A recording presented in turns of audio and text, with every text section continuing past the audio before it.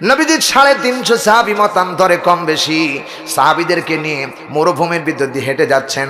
আমার বন্ধুগণ, রাসূলের সাহাবীরা বললেন, ইয়া রাসূলুল্লাহ, ইয়া হাবিবাল্লাহ, আমাদের বড় কলিজার মধ্যে পিপাসা লেগেছে, পানির ব্যবস্থা করে দেন।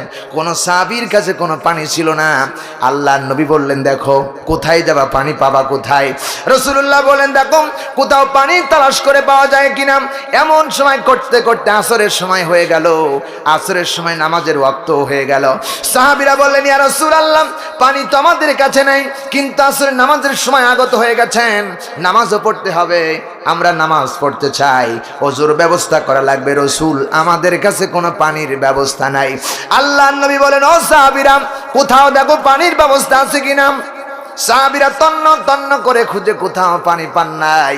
ও আমার বন্ধুগণ, রাসূলের সাহাবীরা পানি পাইলেন না। আল্লাহ রাসূল বলেন, দেখো মসজিদের ভিতরে কোনো পানি আছে কিনা। সাহাবীরা তালাশ করে দেখেন, মসজিদের ভিতরে ছোট্ট একটা জাগ দেখা যায়। জাকের ভিতরে এই যে গ্লাসের ভিতরে যেমন পানি আছে, এমন তলায় কিছু পানি আছে। আল্লাহর নবী বলেন, ও সাহাবীরা, 350 সাহাবী, কম বেশি অনেক বেশি সাহাবী। আল্লাহর নবী বলেছেন, ও সাহাবীরা, এই পানি দিয়ে তোমরা ওযু করে শুরু করে দাও, ওযু করে এরপরে তোমরা নামাজ পড়তে শুরু করে দাও।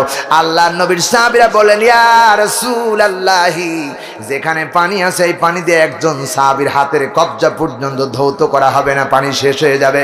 আল্লাহর নবী বলেন, সো সাহাবীরা, ওই পানি দিয়ে তোমরা ওযু করতে শুরু করে দাও। সাহাবীরা বললেন, হবে না। রাসূল বললেন, পানি দিয়ে শুরু করে দাও। সাহাবীরা বললেন, হবে না। আল্লাহর রাসূল বললেন, জাগটা আমার কাছে নিয়ে আসো। আমার ভাইয়েরা, আল্লাহর নবীজির কাছে জাগ নিয়ে আসা হলো। আল্লাহর রাসূল তার ডান হাত মুবারক যখন এই গাছের মধ্যে, জাকের মধ্যে ঢুকায় দিলেন, সকল সাহাবীদেরকে আহ্বান করলেন, ও আমার সাহাবীরা, এখান থেকে পানি নাও, পানি নিয়ে ওযু করতে শুরু করে দাও। আল্লাহর কসম করে বলি, সব সাহাবীরা ওযু করতে শুরু করলেন। ওযু করতেছেন, ওযু করতে করতে এক নয় দুই নয় 350 সাহাবী সবার ওযু কমপ্লিট হয়ে গেছে, কিন্তু পানিগুলো মাটি দিয়ে গড়ে গড়ে যাচ্ছেন। এত পানি পানিতে জমা হয়ে গেছে, মাটিতে জমে যায়।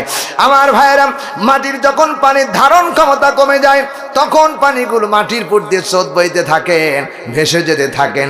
নবীর সাহাবীরা বলে, এত পানি খরচ করলাম, পানি তো কমলো না। নবীজি জিজ্ঞেস করলেন, ও সাহাবীরা, তোমাদের ওযুর ব্যবস্থা হয়েছে কিনা? সবার কি ওযু হয়ে গেছেন? সাহাবীরা বললেন, ইয়া রাসূলুল্লাহ, 350 সাহাবীর ভিতরে আর একজনেরও বাকি নাই। সব সাহাবী ওযু হয়ে গেল। নবীজি বলেন, তাহলে আর কেউ আছে কিনা খুঁজে বের করো। সাহাবীরা বললেন, আর কেউ নেই। সব করে সবার ওযু হয়ে গেছেন।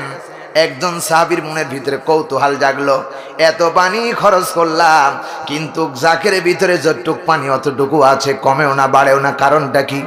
সাহাবী দৌড়ায় গেলেন। আল্লাহ নবী হাত জাকের ভিতরে ঢুকায় রাখছেন, এখনো পর্যন্ত বের করেন নাই। রাসূলুল্লাহর এক সাহাবী দৌড়ায় গেলেন। আহারে, দৌড়ায় গিয়া আল্লাহ রাসূলের ডান হাতখানা টান দিয়ে বের করেন। লক্ষ্য করে দেখেন, আল্লাহ নবী, বিশ্ব নবী জনাবে মুহাম্মদ রাসূলুল্লাহ সাল্লাল্লাহু আলাইহি সাল্লামের হাতের 5টা আঙ্গুল দিয়া আল্লাহ রাব্বুল আলামিন বন্যার মতো পানি বের করে দিচ্ছেন। এই নবী আমার নবী, এই রাসূল আমার তোমার রাসূল। সুবহানাল্লাহ বলতে চায় না?